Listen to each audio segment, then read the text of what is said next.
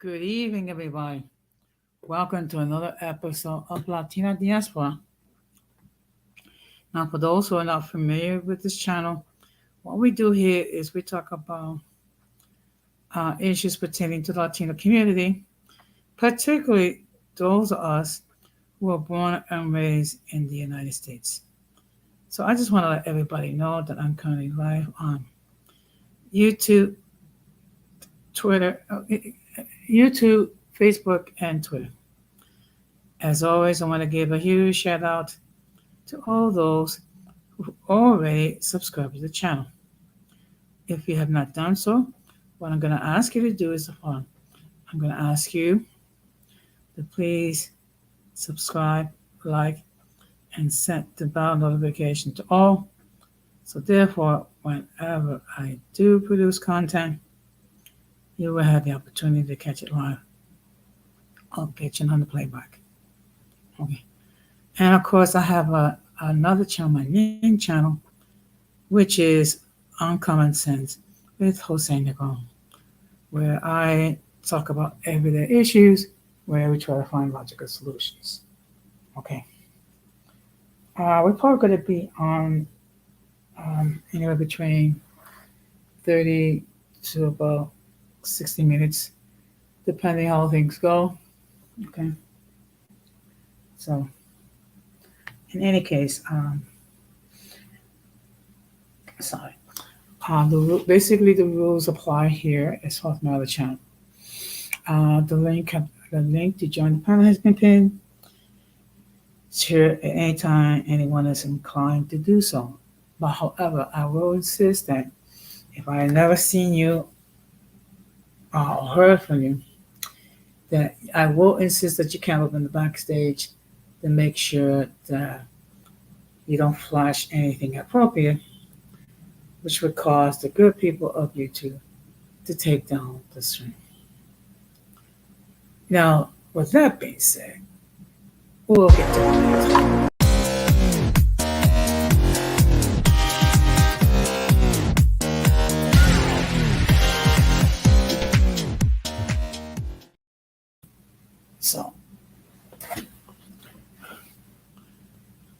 So the topic for tonight is feminism in the Latino community. Okay. Of course, like when it comes to any substantial movement, feminism is another movement that has affected the Latino community. Now, I want to make this perfectly clear. Okay. Which is the following. I'm not saying that feminism is a bad thing. Okay. Because feminism, in the beginning, in its original form, it did address many of the issues and inequalities that affected women.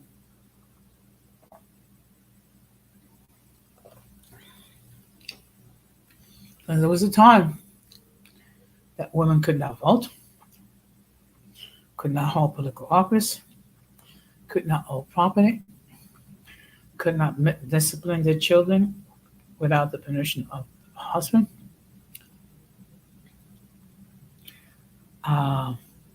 Also, women were obligated to engage in sexual activities with their husband, of which they couldn't say no.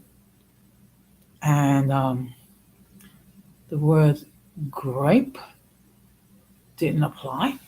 Of course, I'm saying grape because I don't want to use the real word and cause the good people on YouTube to take down the stream. So what I'm going to do is I'm going to share my screen. Just give me a moment.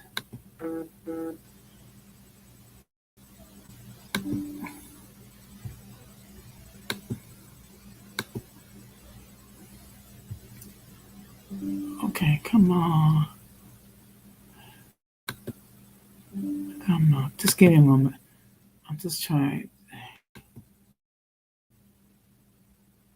Okay.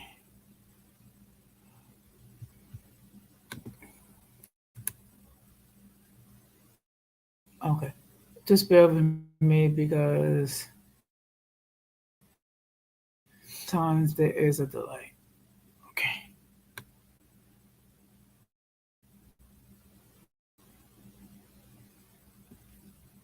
Okay.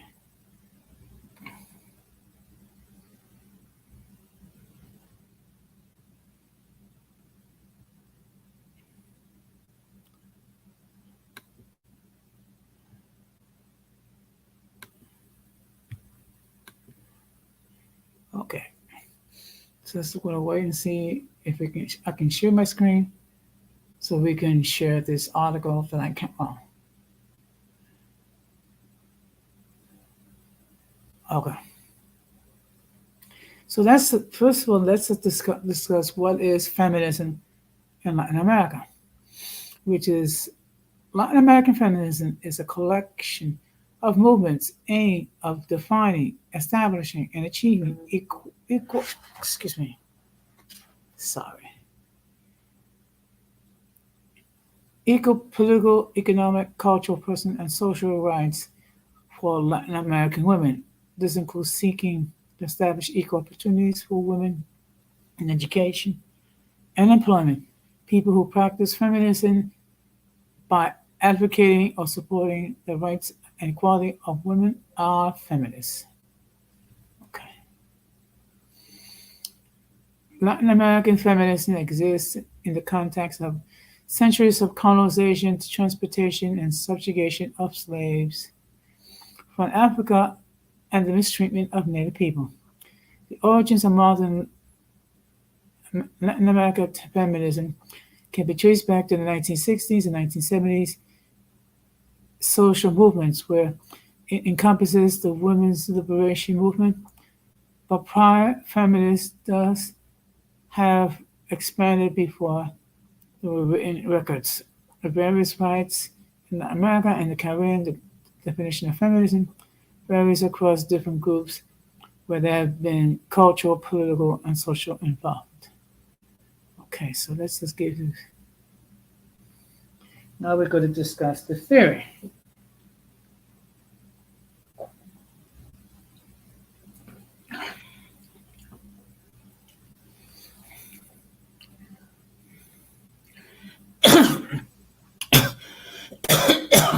Excuse me.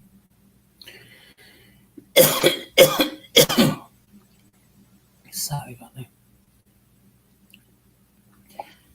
Since feminist theory often relies on Western literary works other than personal experiences, Latin American feminist theory is a construct that has been appeared only recently in order to give Latino women legitimacy in Eurocentric context.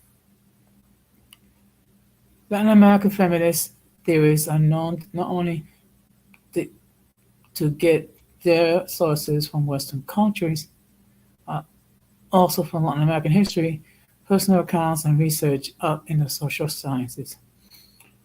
There is a controversy known as epidemic privilege. Epidemic privilege is known as the privilege a person knows that he that has first-hand experience in a particular subject. For example, a woman would know what issues impact the more the, more than a man would, regarding how most Latina feminist philosophies enjoy cultural and economic privilege that distances from the living conditions of the majority of them. Okay, so that kind of gives you an idea regarding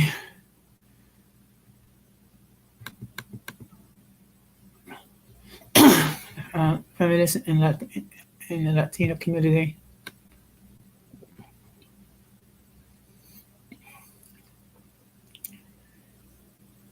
And these are the things that take into consideration. Experience in revolution movements show a challenge of the state quo perception of gender behavior, or logistical trainings, political opening, unmet, unmet basic needs of Western movement, and collected feminist consequences. Okay. if excuse me because my throat. Okay, my throat is a little dry. So what we're gonna do is now I'm gonna share with you. This is the history and the evolution of feminism in America. Okay.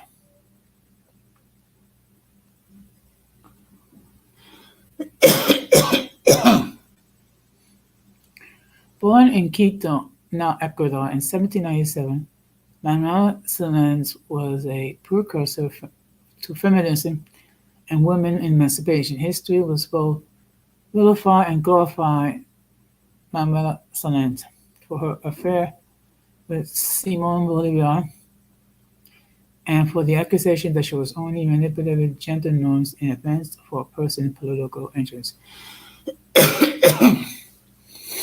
As an early supporter of independent clause, she spied on the Spanish royalty and held intellectual gatherings called tertulias.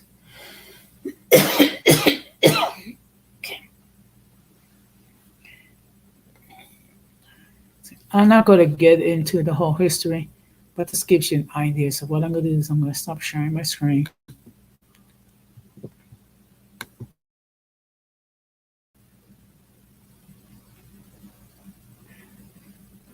So what I'm going to do is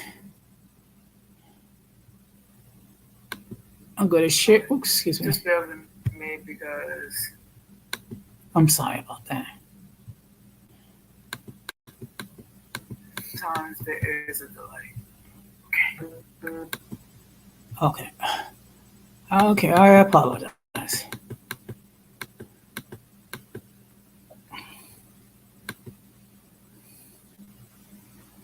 Okay, just give me a moment.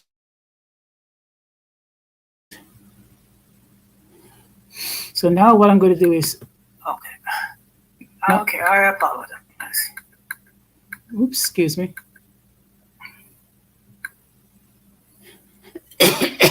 Excuse me. Just give me a moment. Oh, okay, wait a minute. Just give me a moment.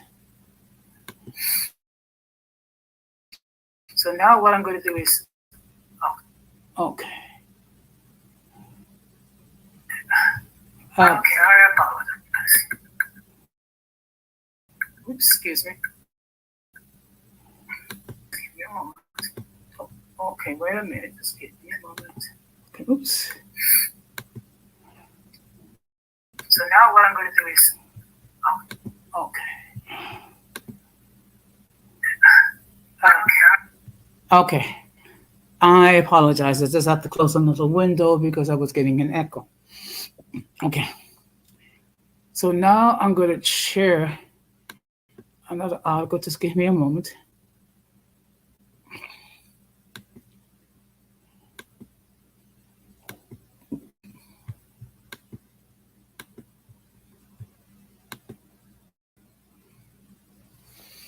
And hopefully the image will appear.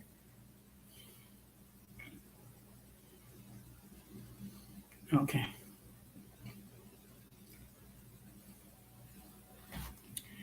All right, so this article comes from Miss Magazine.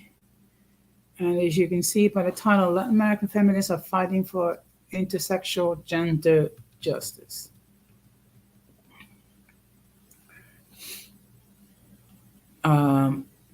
Latin American feminists are connecting abortion rights, femicide, and care work, a large political and economic framework that helps activists fight for gender justice in many different countries. And as you can see by the image here, which is in Spanish, translated for our rights to decide to make abortion secure and free. Okay. So.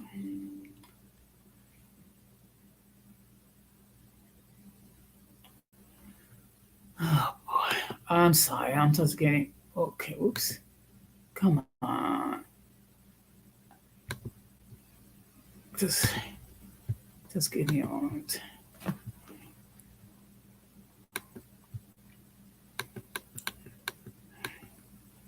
Okay.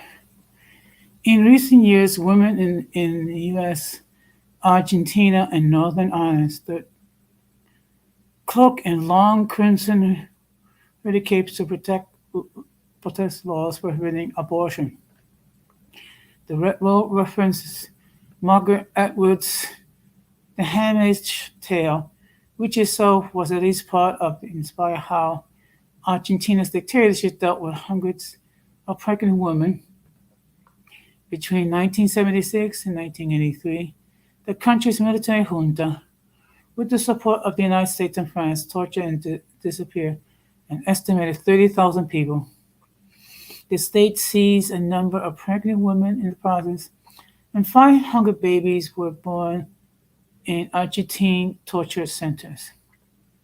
The military then ordered those mothers, often dropping them from airplanes, into the Atlantic Ocean before delivering the children to families loyal to the regime. That's terrible. Okay. But the mothers of the disappeared poked a thorn into the side of the junta as they marched, white kerchiefs covering over their heads, demanding answers about the children's whereabouts from the dictator ensconced across the street from the Plaza de Mayo.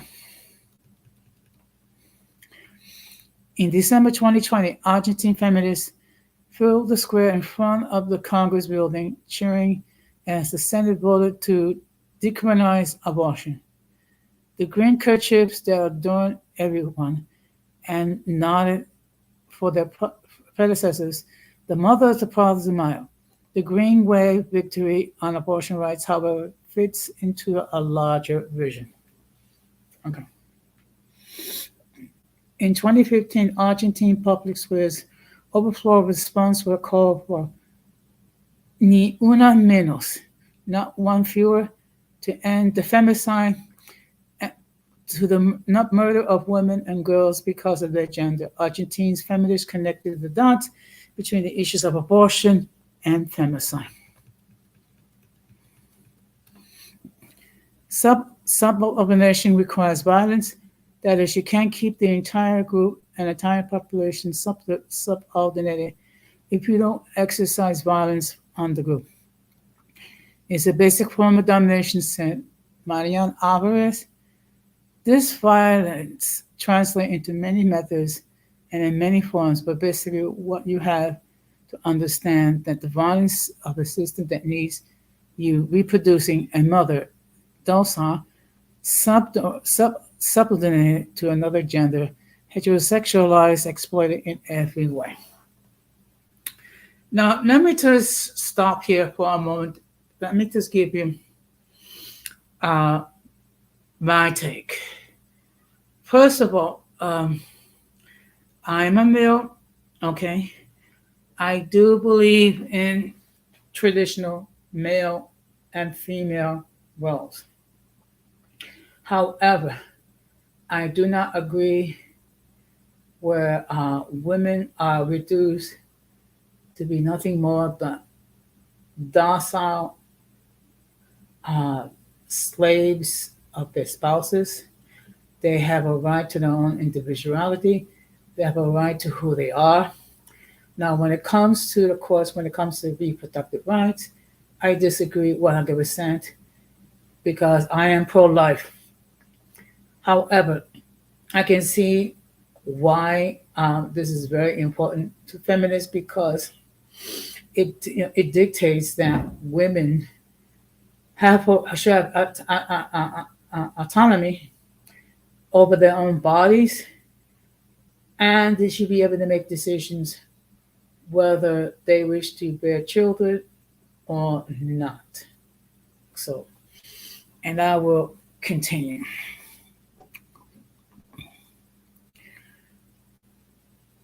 Alvarez said that the case of a young woman named Belen galvanized local opinion against Argentina's restricted abortion law. Belen was arrested in 2014 after going to the hospital with severe hemorrhaging. She said she wasn't aware that she was pregnant, and while the law didn't criminalized the miscarriage. Belen was arrested and ultimately charged with homicide. She was absolved in 2017. Albert said, excuse me. Okay, I apologize. Okay. Albert said that the forces that enable injustice like arrest of and the impunity of crimes such as femicide and rape also turn a blind eye to land grabbing and environment destruction. Excuse me, I'm just getting messages on Instagram. We understand that the only way that this system sustains itself is by exploiting us and being able to grape us. So it wants us as mother, if it wants us to be docile, it wants to be good, it wants us to be beaten, and leads us this way in order to produce the way it does.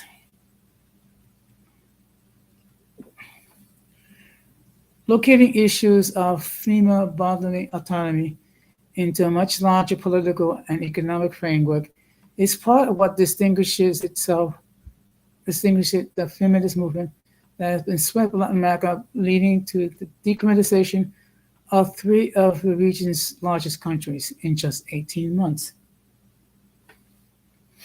In a sense, Argentina feminists have adopted an approach similar to conservatives in the US, who have mobilized for decades to take control of the country's judiciary and legislative systems in order to realize their ideals. Latin American feminists, however, are starting from the concrete challenges of their daily lives to formalize their priorities.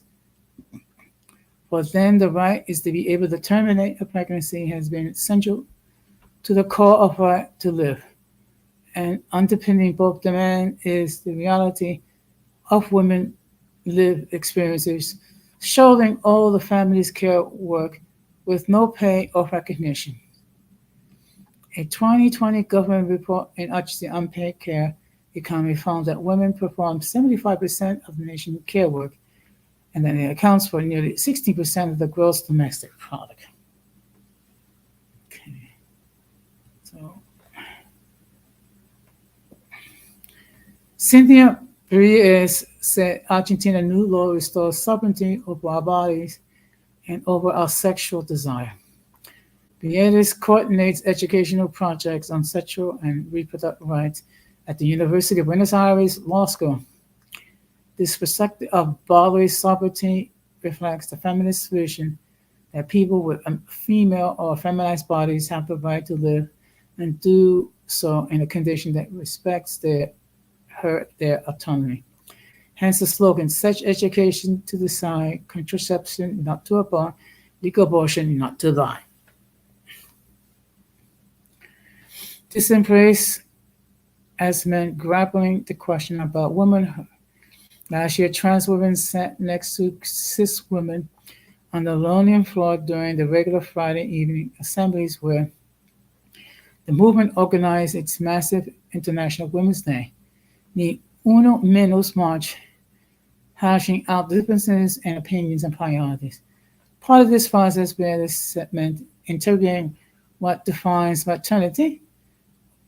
Is it just physical body? Is there no other issue around what maternity means?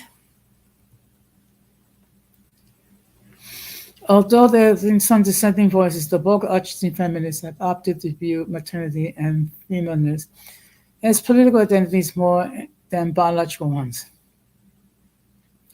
There is a whole diversity in political ideas where dialogue wouldn't be possible, Peter said. But there's one thing, we're able to say that it's okay. What is our goal as women, as people who can become pregnant? It is decriminalizing. This isn't the first time that Argentina and Latin America have been ahead of the US in terms of gender justice. And Argentina legalized same-sex marriage in 2010.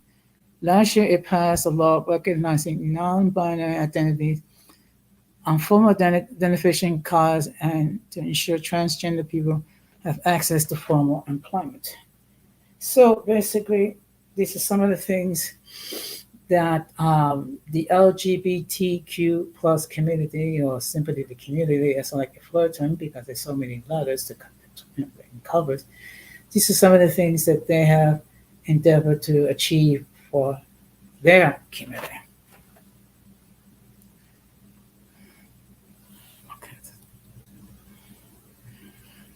Meanwhile, the landscape is pockmarked with judges and legislators whom the issue is a litmus test for conservative credibility. Organizations like the Federal Society, Donors Trust, and the American Legislative Exchange Council have worked tirelessly to restrict access to reproductive options while also undermining potential allies like unions. Reuters acknowledged that the similar forces are at work in Argentina and stresses the efforts to secure people's sexual and reproductive autonomy is ongoing. For Alvarez, the movement spirit of generosity and exclusivity uphill.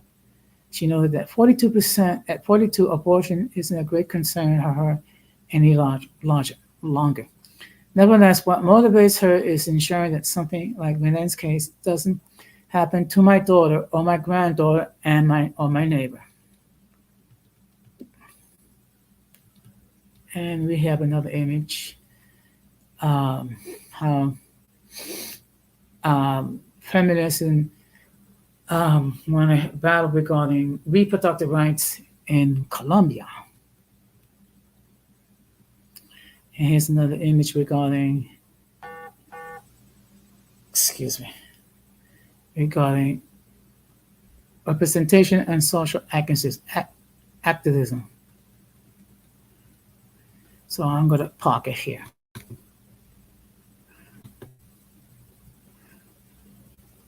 Okay. So I mean, when you think about feminism, okay, in Latin America, it's very similar as far as feminism in the United States, and the whole purpose is to give equality. Okay. However, along with that equality, there are other issues that are pertinent to women. One of them being reproductive rights. One of them is protection against sexual assault, and also the fact that women need to be protected against femicide, which is basically criminal activity where the victims are killed simply due to their gender or their perceived gender. Okay. So, what's my take on it? Women should not be victims of violence simply because of their gender. Women should not be assaulted.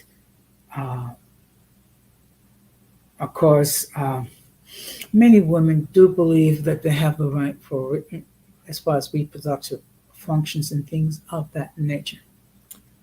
So we can disagree when it comes to reproductive rights, and then we can discuss the issue. So let's see if I can find one more. Excuse me, just give me a moment.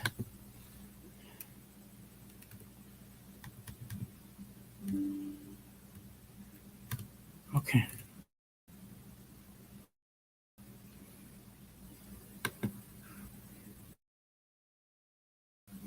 Oh, before I forget, as I stated before, the link to join the panel has been pinned. If at any point anyone wishes to join the panel, they may do so. Okay.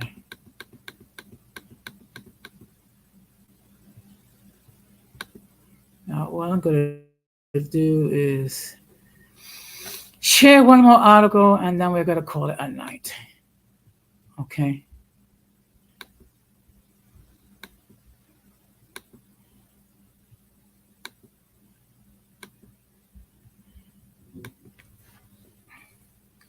Okay, so just bear with me because sometimes it does take a while for the image to appear.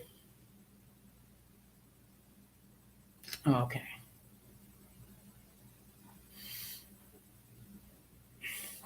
So this came from an online site called The Conservation.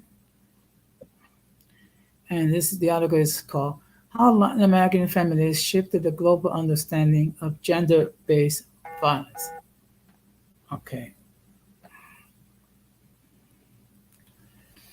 The 16 Days of Activism Against Gender-Based Violence is an annual campaign that begins on November the 25th, the International Day for the Elimination of Violence Against Women.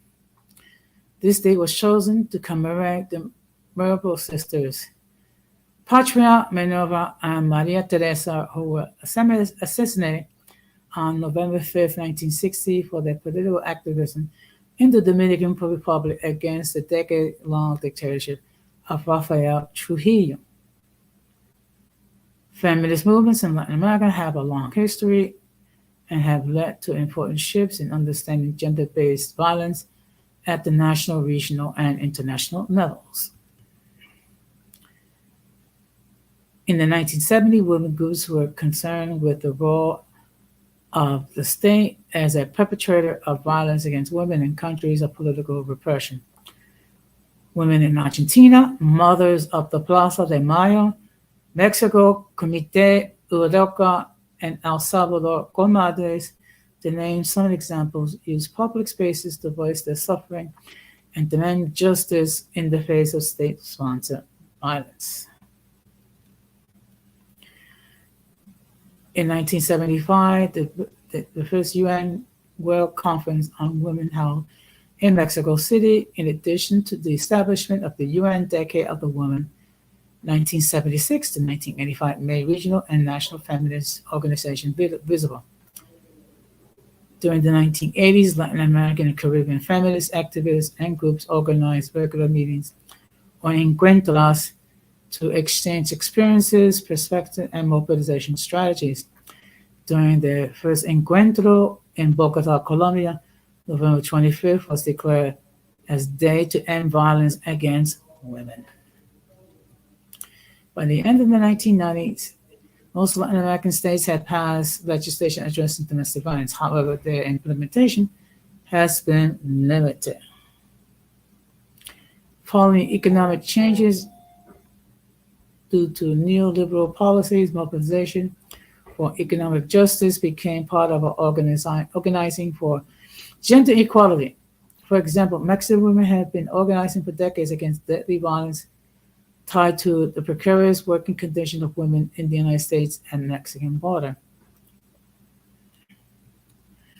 Between 1993 and 2014, 1,500 women were murdered in Ciudad Juarez, most of them young women between the ages of 15 and 25, from low socioeconomic backgrounds, working for maquiladoras, owned companies under precarious conditions.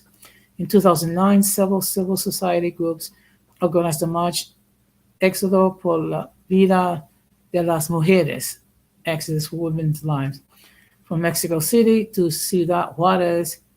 Among the organizations that were women in black, whose slogan was Ni una más, not one more. They were dressed in black to mourn the hundreds of missing and murdered women across the country, and wore pink hats to emphasize the youthful ages of the murdered women in Ciudad Juarez. And here is an image right here. Here's another one here.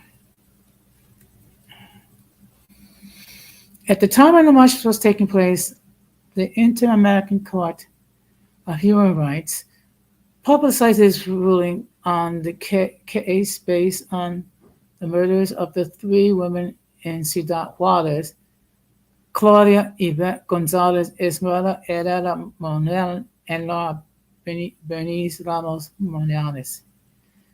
The court decision was significant as it found that the state had violated these women's human rights for negligence and victim blaming. Additionally, this ruling recognized that the state's role in reproducing gender inequality and held it legally responsible for the prevention of femicide. The killing of cis or trans women became because of their gender.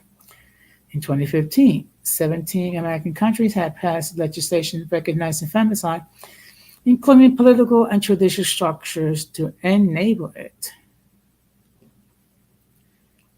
In 2015, Argentine journalists used the hashtag Ni una más, not one less, on Twitter to organize a march demanding that the state comply with its administrative and legal obligation of preventing femicide and to ensure the access to justice for the victims. Platforms such as Facebook and Twitter have organizers share their message broadly and expanded existing social networks. However, assemblies were still used to discuss and decision. As a result, street legislation, which drew hundreds of thousands of women in the streets, positioned gender and sexual violence of a public issue.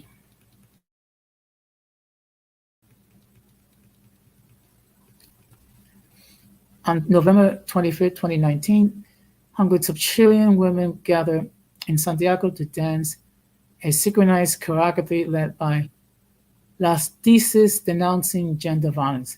The song Un violador en tu camino, the rapist is you, shifted the blame away from women who experienced sexual violence to agents of the state, including police, judges, and the president. The song quickly spread, and performances were organized across the world, from Latin America to Europe and the Middle East.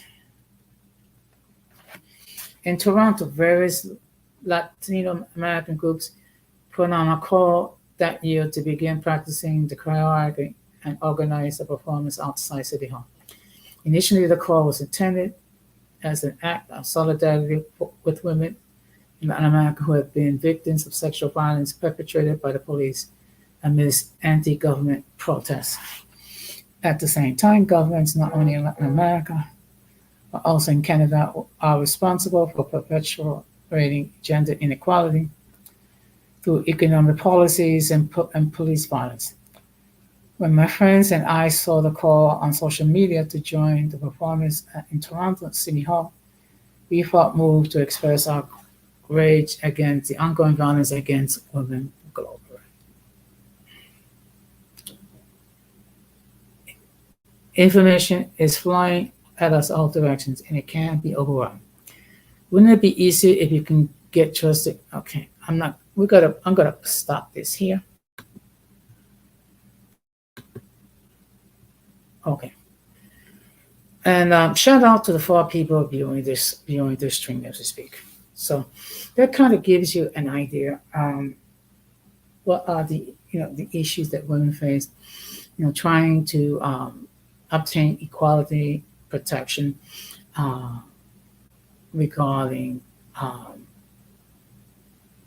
femicide and having their rights respected. Okay. Now, what is my take in all this? Of course, women should not be the victims of violence simply because of their gender or appeared gender. Okay. And of course, no woman should have to be victimized simply because of the fact that certain individuals decided to violate them sexually. Okay. So, and of course, the struggle will continue, and we shall see what happens. So, with that being said, I just want to let everybody know that I'm going to be live tomorrow night at 8:30, and the title of the stream will be The Saga of the Side Piece. So what I'm going to be talking about is why you have women who acknowledge and who actually agreed to be side pieces of men. So we're going to have a discussion regarding that topic. Some of the women feel that they're pressured, and then there's some women who simply choose, to be a side piece willing. Uh, my job is not to condemn these women. My job is not to endorse their lifestyle, but simply to have a discussion when it comes to the issue. Okay, so I will also have two other streams, Thursday night and Friday night. Friday night, I will be on later. Usually, I'll think it'll be like 9 or 9:30. Now, um, due to the fact that next week I'm going to start working remotely from home, so therefore Monday's stream will be done at a later time, probably 9 or 9:30. Uh, of course, I will continue to air streams from this channel once a week. Most likely, it's going to be on a Tuesday next week. Okay, well, we shall see. So at this point, I'm going to start to wrap this up. Of course, all of you are more than welcome to uh, check the stream on the playback and express your opinion regarding, whether you're in favor or you disagree, what have you. All I ask is just keep it respectable. Okay.